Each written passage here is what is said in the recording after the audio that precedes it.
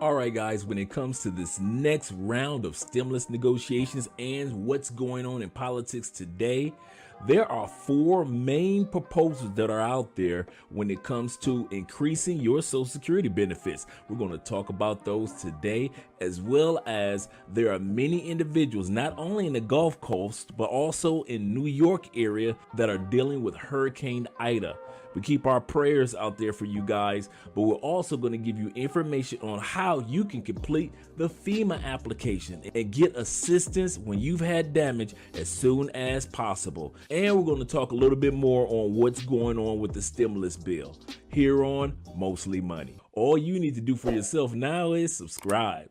Click that bell notification so you get the latest and greatest information coming from Mostly Money, because we're going to always be here for you and your loved ones. So let's get started. Yes, four proposals are out there right now for many of you that have been waiting for not just a cost of living increase of 6.2% to be announced this October, but also bills to increase your benefits even higher. So we're going to talk about what four of those bills are. The first bill that we're going to discuss is Social Security Enhancement and Protection Act. And with this proposal, several things that she wants to do on your behalf. My bill also provides additional benefits for all beneficiaries of any income age 20 years after their retirement.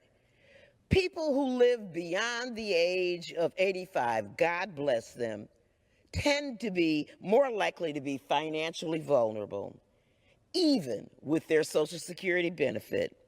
They may have exhausted their savings by this point, or have more serious health problems that may have been a drain on their finances, or have faced any number of financial means.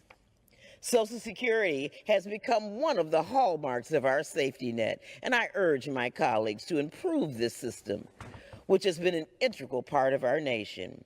Now, with this proposal, she wants, first of all, to make sure there is a leave of absence for medical reasons added into our government. We're one of the few countries in the world that does not have a paid medical leave. She wants to change that in this proposal. The other things that she wants to do on your behalf as a senior, as individuals that are on Social Security, meaning SSI, you who are on disability, as well as survivor benefits, she wants to make sure that you receive a raise that's at least 100% of the poverty line, meaning that the lowest amount that a person will receive on Social Security, SSI, SSDI, retirement, or survivors, the lowest that you'd receive would be $1,073 a month. That would add up to $12,888 a year. Many of you right now don't receive that amount, and she wants to make sure that it's increased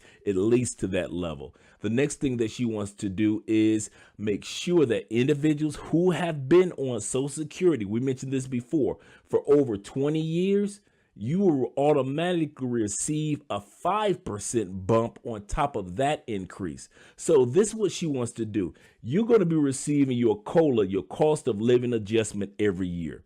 Also, you'll be receiving an increase to put you at least at that $12,880 a year. But those that have been on Social Security for over 20 years, you're going to get an extra 5% on top of that. Next bill that we're going to be looking at is this one, the Social Security Restoration Act. And with this bill, one of the first things that they want to do is make sure that you receive benefits no lower than $794 a month. For many, that is a 31% increase on your Social Security benefits in which you are currently receiving now. But also those that are seniors, they want to reduce your taxes. Not just this bill, but a bill in which I'm going to discuss in a moment wants to do the exact same thing. When you're a senior or over the age of 50 years old, they're looking to lower your taxes because they realize that you can use a little bit of that money not only to pay on bills and prepare yourself for Social Security, but also continue on putting more money towards your investments so you won't have to lean on Social Security as much.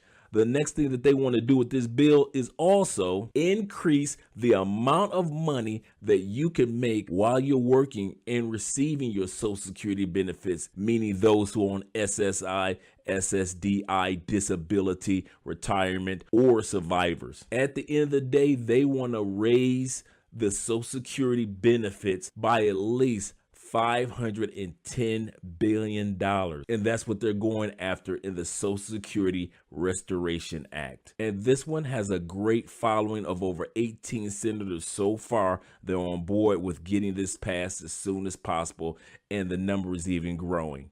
The next bill that we're going to talk about is the Social Security Fair Cost of Living to Seniors Act.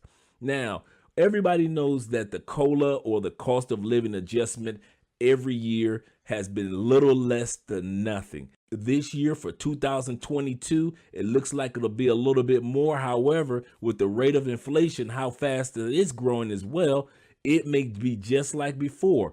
Even though it's at 6.2 going on 6.3% for the cost of living increase for 2022, and they're going to make that announcement in October. However, as I just mentioned, inflation right now is at 5.4%. So is that cost of living or the COLA increase really an increase? What they're trying to do with the Fair COLA for Seniors Act is this: change the way in which they calculate your COLA.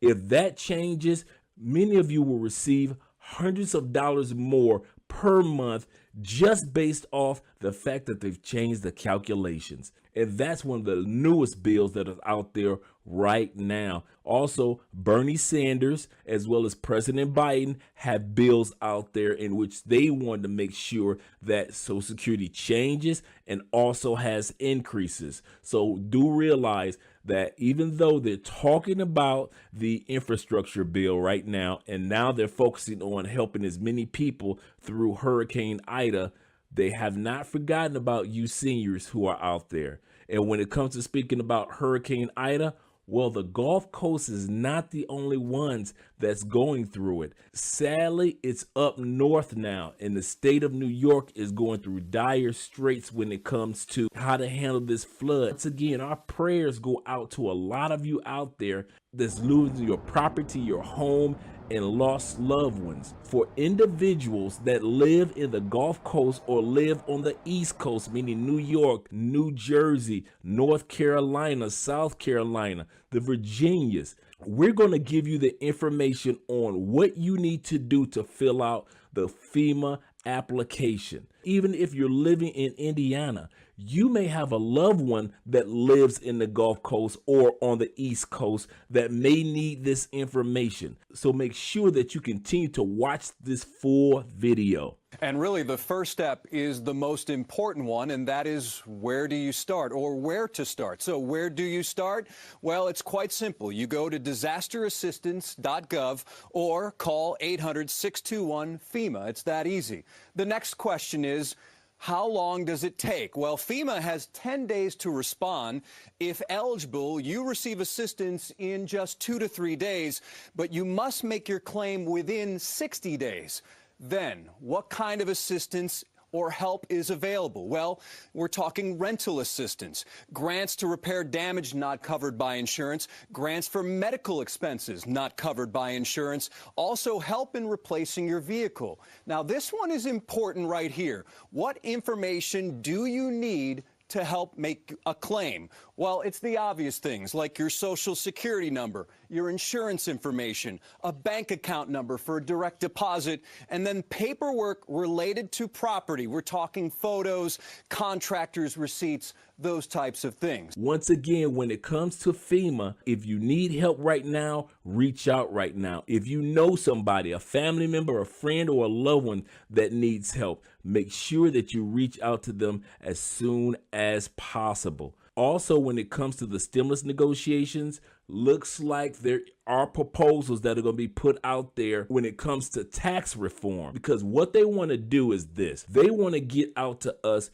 2 $1,400 stimulus checks. A.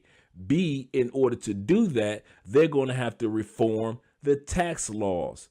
C, Those tax laws are the ones in which President Trump had passed for the wealthy and corporations in 2017. D, that means that over $800 billion can be raised immediately by way of adjusting these taxes. But the question still remains, E, would we be able to receive stimulus payments by October or November? That's the question that still remains, and we're going to continue to do research and homework on your behalf to make sure that we get the truth, because the last thing we need is for the government once again to be building up our hopes when it comes to stimulus payments just to let us down again. Now, I'm about to get a cup of coffee. It's early in the morning here, and I'll see you guys in the comments section. I'll be there for about an hour. And if I don't get a chance to speak to you and you don't get a chance to speak to me, we're not going to fret about it, because you'll be hearing from me again, because you'll be hearing